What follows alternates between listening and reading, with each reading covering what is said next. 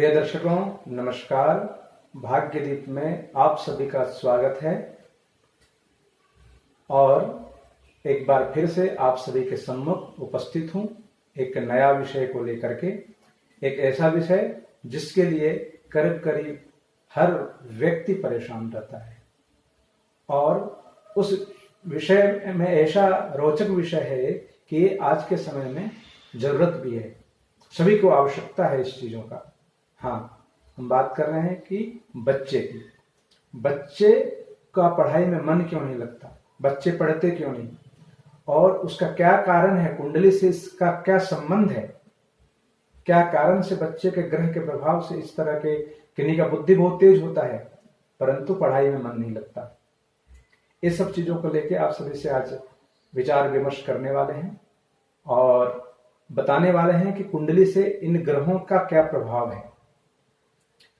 एक शास्त्रों में एक श्लोक का वर्णन है, रूप यौवन संपन्ना विशाल कुल संभवा विद्याहीनम न शोभन्ते निर्गंधा इव किंशुका। अर्थात ये हुआ है, आपके पास रूप है, जवानी है, आप अच्छे कुल में भी जन्म लिए हैं, बड़ा कुल है आपका, विद्याहीनम न शोभन्ते, लेकिन सब होते हुए भी अगर यदि आपके पास विद्या नहीं है, आपके पास कोई कला नहीं है, आपके पास कोई हुनर नहीं है तो शोभा नहीं देता। जिस प्रकार निर्गंधा इव किंशुका, एक फूल जिसमें सुगंध ना हो तो शोभा नहीं देता है। जैसे पलाश का फूल देखने में बहुत सुंदर लगता है लेकिन क्या वो भगवान पे चढ़ता है? नहीं चढ़ता है। इसलिए आपके जीवन में कुछ न कुछ कला हुनर होना आवश्यक है, आत्मनिर्भर होना आवश्यक है। तो जो समस्याएं रहती है बच्चों की जीवन में, आप माता पिता के जीवन में बच्चे को लेकर के जो चिंता रहती है उसको आज दूर कर रहे हैं कुंडली के माध्यम से। कुंडली में क्या उसका प्रभाव है, तो सबसे पहले बात करते हैं। ये आपके कुंडली है, 1 2 3 4 5 6 7 8 9 10 11 12 घर हैं, आप सभी को 12 लग्न।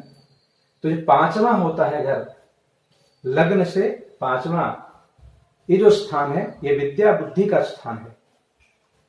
अब यहां पे देखना यह है कि पंचमेश कौन सा ग्रह है, 5 घर का स्वामी कौन है, जिसे विद्या बुद्धि प्राप्ति के लिए 3 सबसे महत्वपूर्ण ग्रह माना गया है, सूर्य, बुध और गुरु। ये 3 ग्रह आपका विद्या प्राप्ति के लिए, कोई कला प्राप्ति के लिए होना आवश्यक है। जैसे 5वां घर में इन 3 घर का कोई राशि हो या ये तीनों ग्रहों में, सूर्य बुध और गुरु में, इन तीनों में से कोई यहाँ एक विराजमान हो या फिर तीनों विराजमान हो या फिर कोई 2 विराजमान हो, तो ऐसे व्यक्ति अपने जीवन में बहुत मेधावान होता है, क्षमतावान होता है और ये बहुत उच्च शिक्षा की प्राप्ति होती है। और उस शिक्षा को प्राप्त ही अपितु नहीं करता बल्कि उसको पूर्ण रूप से सफलता से जीवन में प्रयोग भी करता है। जो पढ़ा होता है उसका पूर्ण उपयोग भी वो करता है। परंतु इन 3 ग्रहों का संबंध भाग्येश, आयेश और द्वितीयेश से हो जाए तो वहां कोई पाप ग्रह से संबंध हो जाए, जैसे कि मैं यहां देख रहे हैं, मैं 3 कैटेगरी में रखा हूं ग्रह को विद्या प्राप्ति के लिए, सूर्य बुध गुरु, शुक्र शनि केतु राहु। तो यहां देखना यह है कि सूर्य बुध गुरु जो भी यहाँ का स्वामी है, या फिर हो सकता है कि वहां का स्वामी ना हो, कोई और ग्रह भी हो, तो इनका संबंध पंचमेश से कैसा है। अगर यदि इन ग्रहों का सूर्य शुक्र का दृष्टि वहां पड़ जाए या सूर्य शनि एक साथ में हो वहां पे, तो उस स्थान व्यक्ति बुद्धि का तो तेज होता है लेकिन किसी कारणवश वो विद्या की प्राप्ति नहीं कर पाता, उसको ऐसा मौका नहीं मिलता पढ़ने का जिससे वो पढ़ सके, या ऐसी उसके बाद हुनर तो रहता है लेकिन हुनर का प्रयोग नहीं कर पाता, कला का प्रयोग नहीं कर पाता, उसको स्टेज नहीं मिलता है। अगर यदि सूर्य शनि एक साथ यहां हो जाए या सूर्य में शनि की पूर्ण दृष्टि हो जाए, उसी प्रकार से बुध यहां हो या बुध का राशि यहां पे हो और शनि की वहां दृष्टि हो जाए या शनि से किसी प्रकार से कोई संबंध वहां हो जाए तो व्यक्ति सब कुछ है, सिर्फ बोलने में बहुत तेज रहेगा, करेगा नहीं, बोलेगा बहुत, वाक शक्ति में निपुणता रहेगी उसको।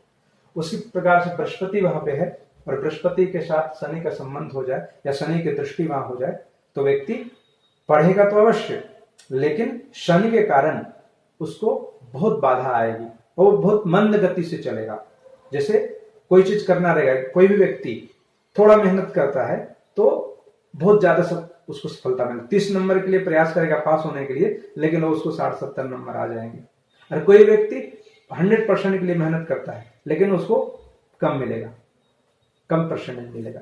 तो ऐसे में गुरु और शनि के संबंध हो, वो गुरु की गति को कम कर देता है शनि। तो एक ये है। तीसरा है शुक्र का। शुक्र या सूर्य का संबंध यहां बन जाए या पंचमेश, एकादश या द्वितीयेश का संबंध बन जाए तो यहाँ पे शुक्र क्या करता है, व्यक्ति को पढ़ाई तो कराता है, पढ़ाई के साथ में नाम यश भी दिलाता है। उसी प्रकार से बहुत नाम होता है ऐसे व्यक्तियों का, अपने पढ़ाई के द्वारा, अपने हुनर के द्वारा, अपने कला के द्वारा बहुत व्यक्ति को लाभ मिलता है।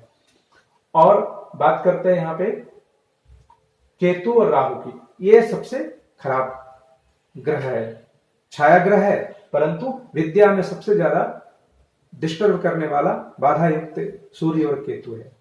अगर यदि कोई व्यक्ति पढ़ रहा है, अच्छा पढ़ रहा है, लेकिन उसकी दिशा जो उसको पढ़ना चाहिए, जिस दिशा में उसको जाना चाहिए, वो दिशा में नहीं जा पाता, उस दिशा से हटके कोई और दिशा में वो चला जाता है, जिसके कारण जब पढ़ाई डिग्री पूरा करके जब वापस आता है अपने क्षेत्र में तो उसका वो लाभ नहीं ले पाता।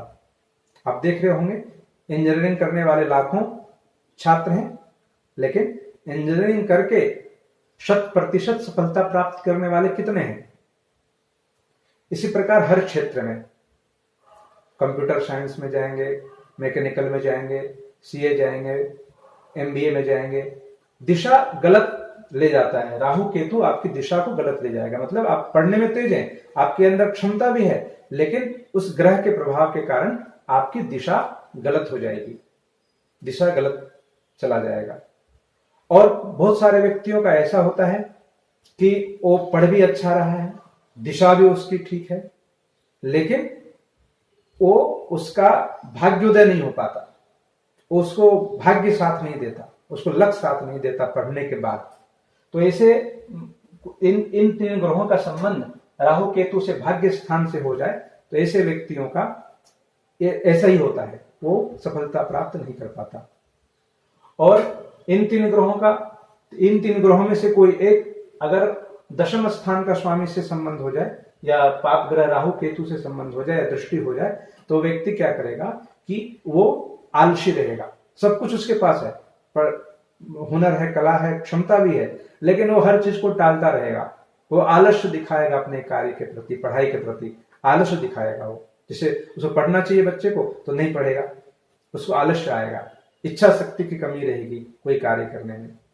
बहुत सारे व्यक्ति ऐसे होते हैं पढ़ाई बहुत अच्छे किए लेकिन उससे उनका आय नहीं होता, उनसे उनका आजीविका नहीं चल पाती उस पढ़ाई से। तो उसका कारण है कि एकादश भाव का कोई भी पाप ग्रह का संबंध पंचमेश से हो जाए तो उस प्रकार से होता है। आप हुनर सीख लिए, पढ़ाई कर लिए, डिग्री प्राप्त कर लिए, लेकिन उस हुनर से, उस कला से, उस डिग्री से आपकी आजीविका नहीं चलेगी। जीवन में आप प्रयास ही करते रहेंगे लेकिन धन उससे आप नहीं कमा पाएंगे। एक ये है। तीसरा आप बता रहे हैं कि ये व्यक्तित्व, लग्न और द्वितीय, इससे भी इनका महत्व है बुद्धि के स्थान का। बहुत सारे व्यक्तियों का ऐसा होता है कि बुद्धि तेज है, सब कुछ ठीक है, पर्सनालिटी नहीं है, तो पर्सनालिटी कारण वो व्यक्ति पीछे रह जाता है। किन्हीं का होता है मन में कुछ सोच रहे हैं, बुद्धि से कुछ सोच रहे हैं, बोल कुछ रहे हैं और कर कुछ रहे हैं। मतलब मस्तिष्क, हृदय और वाणी, ये तीनों का कम्युनिकेशन ठीक नहीं हो पाता, जिसके कारण से भी वो विद्या में हानि प्राप्त करता है। तो इसका सिर्फ और सिर्फ एक ही कारण है कि पंचमेश स्थान दूषित होना, कुंडली का 5वां घर दूषित होना, चाहे वहां सूर्य, बुध गुरु राशि हो या फिर इन ग्रहों से इनका कोई संबंध बन जाए इन स्थानों से, तो व्यक्ति को एक बाधा का सामना करना पड़ता है जीवन में। तो आज इस कुंडली विश्लेषण को यही समाप्त करते हैं। अगली बार नई सब्जेक्ट के साथ में फिर आप सभी के सम्मुख आएंगे और एक ज्ञान चर्चा को, कुंडली संबंधित ज्ञान को बढ़ाएंगे। तब तक के लिए नमस्कार।